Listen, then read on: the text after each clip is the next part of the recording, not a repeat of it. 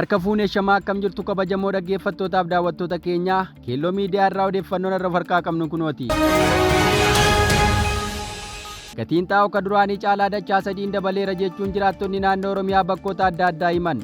Jiraattonni godinaalee Boorana Bahaa fi Salaalee Aanaadharraa madda oduu kanaa OMN'if akka himanitti gatiin xaa'oo ka duraanii caalaa dachaa sadiin dabaleera. Baroota darbe keessa xaa'oo kuntaalli tokko hanga birrii 4,000 bitamaa akka ture, bara kana garuu hanga birrii 10,000 bitamaa akka jiru ibsan. Gatiin xaa'oo kun guyyaa irraa gara guyyaatti dabalaa jiraachuu kan himatan qonnaan bultoonni bitachuuf humna isaaniin ol ta'aa akka jiru himan. Haalli daballii gatii xaa'oo kunis yeroo gabaabaa keessatti furmaata yoo hin arganne qonnaan bulaa rakkoo hamaaf saaxiluu akka malu dhaamaniiru. Bara oomishaa 2017 fi 2018f ka tajaajilu xaa'oon meetirik tooniin 600 fi 58 caalan baatiiwwan lamaan darbanii asitti gara biyyaatti geejjibsiifamu ministeerri geejjibaa fi loojistiikii beeksisee ture. Xaa'oo bara oomishaa kanaaf barbaachisu meetirik toonii miliyoona 2.4 keessaa meetirik tooniin 700 fi 763 ol buufata Jibuutii ga'u yeroo sanatti eeramee ture. Oduu keenya itti aanuun ani mana Oromooti jedhee dhaqnaan hoteelli Ilillii akka bulguutti ilaalee nagane jechuun Lammii Beenyaa ibse. Tibbana kitaaba asoosamaa Daayaa jedhu kan eebbisiise Lammii Beenyaa eebba kitaabaa isaa kanaan waan isa mudate fuula miidiyaa hawaasaa isaa irratti ibseera.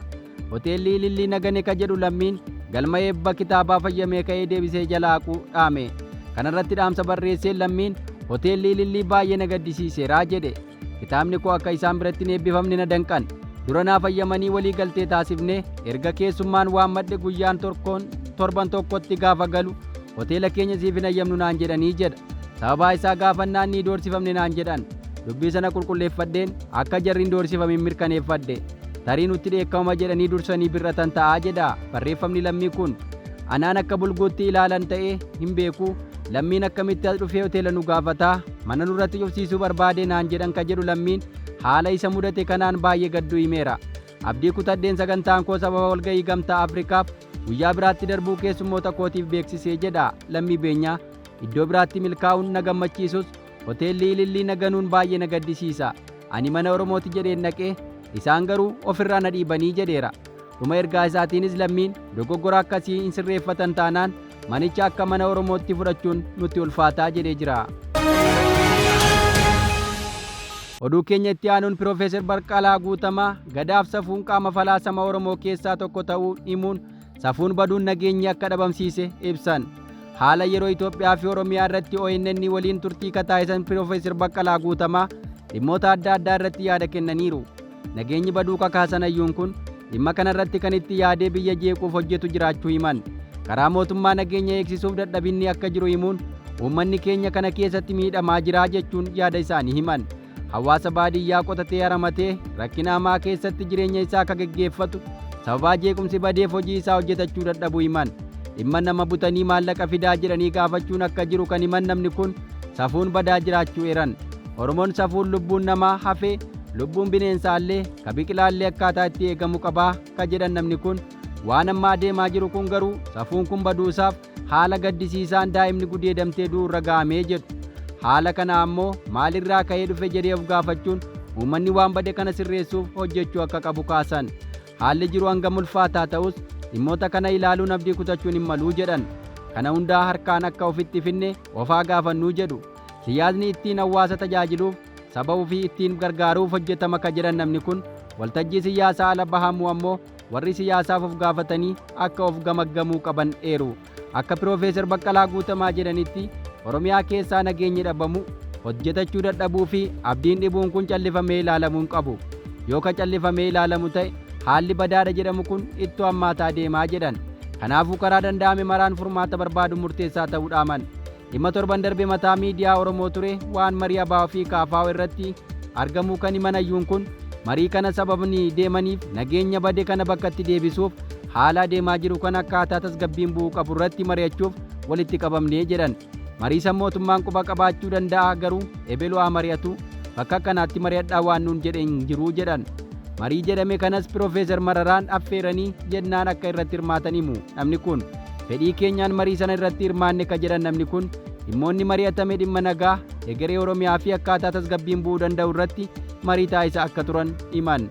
Akkamiin Oromoo gidduutti tokkummaan uumamuu qaba ka jedhu illee qabxii marii sanaa keessaa isa ijoo ta'uu himan. mooraa qabsoo Oromoo keessatti walii galtee tolfachuun yaalii yeroo jalqabaa ta'uu himuun haalli akkanaa barbaachisaa fi murteessaa ta'us dhaaman.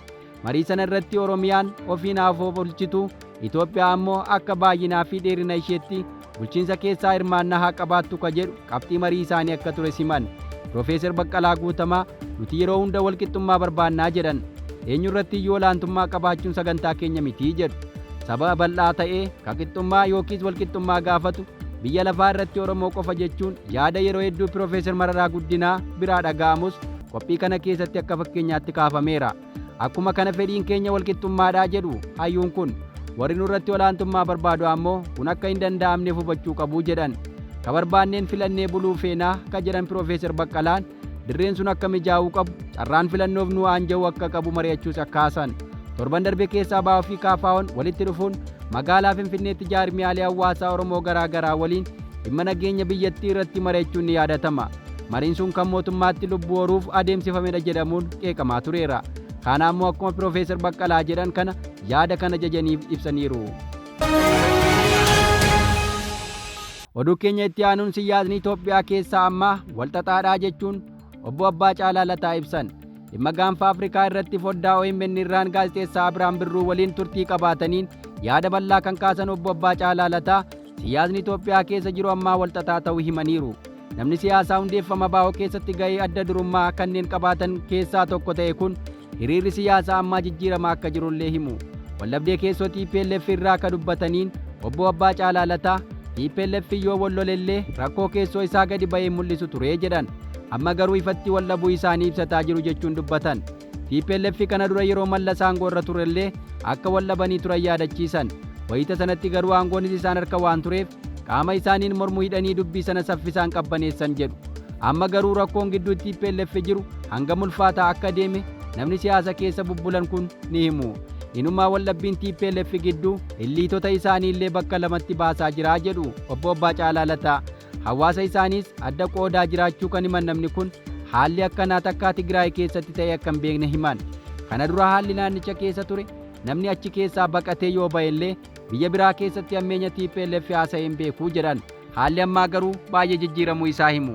Haalli siyaasaa baay'ee jijjiiramaa jira ka jedhan namni kun lolli gama kamiinuu kaaba Itoophiyaatti haa eegalu naannichatti lola banuun maraatummaa ta'a jechuun miidhaa jiru tilmaamu. Lolli osoo banamee aangoon barbaadamu kan mirkanaa'u mitii jechuun waraanni eegalee kan ka'u yoo ta'e gaagaama qofa akka fidu himu.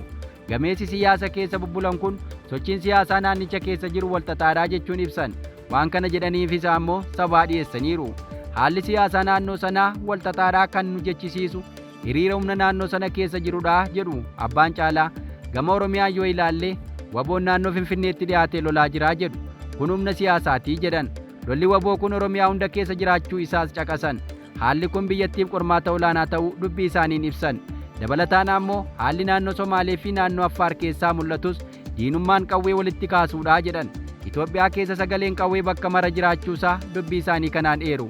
Gama kaabaa naannoo Amaaraas humna tuffatamuu hin dandeenye faannoon garuu immoo humna araa kiiloo galuu hin dandeenye humna jeequmsa uumuudhaan naannicha nagaa dhorkachuu danda'u jira jedhu. Faannoon jeequmsa uumuudhaan qaama waan guddaa fiduu danda'udha jedhan. Gamtaa waloo dhabanis mootummaan naannicha keessatti akka laaffatu humna shoora olaanaa taphatu ta'uu himan. Gama biyyoota biroon ammoo kanneen Itoophiyaa dadhabsiisuuf hojjetan biyyoonni akka Eertiraa, Ijipti naannichi nagaa akka dhabu hojjetaa akka jiran himu. Kanneen kana yoo ilaaltu siyaasni naannichaa walxaxaa ta'uu nama hubachiisaa jedhu Abbaa Caalaa Lataa. Waraanni yoo dhalate Eertiraan lola lafoon yoo Tigraay ta'e qofa malee kaan kallattiin gargaaruu hin danda'anii jedhu. Ta'us warri kaan kanneen akka Ijipti meeshaa bituutiin Eertiraa gargaaruu dandeessii jedhan. Jibuutiin ofiif humna hin qabduu ka jedhan Abbaa Caalaa Lataa. Somaaliyaa waliin ammoo rakkoon ture mariin erga dhume as hanga hariiroon Eertiraa waliin qaban sadarkaa waraanaan wal gargaaruutti ce'uu ka danda'u mitii jedhu. Waraanni kaabaa yoo deebi'ee dhalate hiriirri Oromoo eenyu waliin ta'a akka jedhu gaafatamanii deebii laataniin ammoo waraanni kan ka'u yoo ta'e Oromoon kanatti maxxanaa sanattiin maxxanaa jedhee yaaduu dhiisee ofii isaa humna ta'uuf tokkummaa isaa jabeeffachuun filatamaa ta'uu namni siyaasaa kun himu.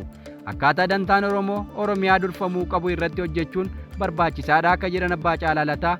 Hidhata qaama biraa deemuu dursee keessoo isaa jabeessuun uummata keenyaaf filatamaa ta'uu himaniiru. Waa'een Oromoo waltajjii kamirrattuu kaafamee mari'atamuun gaarii ka jedhan namni kun mormii marii Abaa fi KFO irratti yeroo darbe ka'e gaarii akka hin taane himaniiru. faannoo kadheen gaddaa ajjeefte mukatti rarraasaa jirtu waliin hiriirus Tplf kan laalaa guddaa nu irratti uumtee dabarte waliin hiriirra jedhanii yaaduunis hin barbaachisu jedhu. Yoo hariiroo tolfachuun feesise ammoo kanneen akka Oromoo miidhamaa jiraniif turan uummata akka Sidaamaaf kan isa fakkaatan faana michoomuun gaarii akka ta'e namni siyaasaa kun himu. Hariiroo Somaalee waliin Oromoon taasisu mataansaa of eeggannoo akka barbaadus dhaamaniiru. Somaaleen qaama lafa Oromoo weeraruuf abjootu waan ta'eef hariiroon jara waliin ta'u eeggannoo barbaadaa jechuun marii isaanii kana keessatti caqasanii jiru. Oduu keenya birootiin kantiibaan magaalaa Hawaasaa duraaniitti hidhaa waggaa 13 murtaa'e. Mana murtii olaanaa magaalaa Hawaasaatti kantiibaa magaalaa Hawaasaa duraanii gargaaraa Piroofeesar Tsaggaayee Tuukee torbee darbee mannaa lamaan yakkamaa ta'uu isaa mirkanaa'ee hidhaa waggaa 13 fi maallaqa birrii 21,000 adabamuu isaa gabaafameera. Manni murtichaa kantiibaa duraanii kana hidhaa waggaa 13 kan murteesse yoo ta'u gaaffii salphisuu 8 keessaa 4 fudhachuun kanneen biroo 4 ammoo kuffiseera. Dhimma wal fakkaatuun itti aanaa itti gaafatamaa kutaa misoomaa fi ijaarsa magaalaa Hawaasaa duraanii obbo Taarikuu Taammanaa hidhaa waggaa 10 fi birrii 41,000 adabamaniiru. Obbo Taaffasee Tunnaashaa hidhaa waggaa 8 fi ji'a 5 akkasuma adabbii maallaqaa birrii 51,000 adabaman. Obbo Seefuu Lalisee ammoo hidhaa waggaa 8 fi ji'a 5 maallaqa birrii 76,000 waliin adabame. Qondaalonni mootummaa kunneen yakka malaammaltummaa fi waliin dha'uutiin himatamuu isaanii dhaga'amaa tureera. Nuti har'a qabnu kanan gammaa dhaggeeffattan ture qophii keenyaaf waliin turtii gaarii.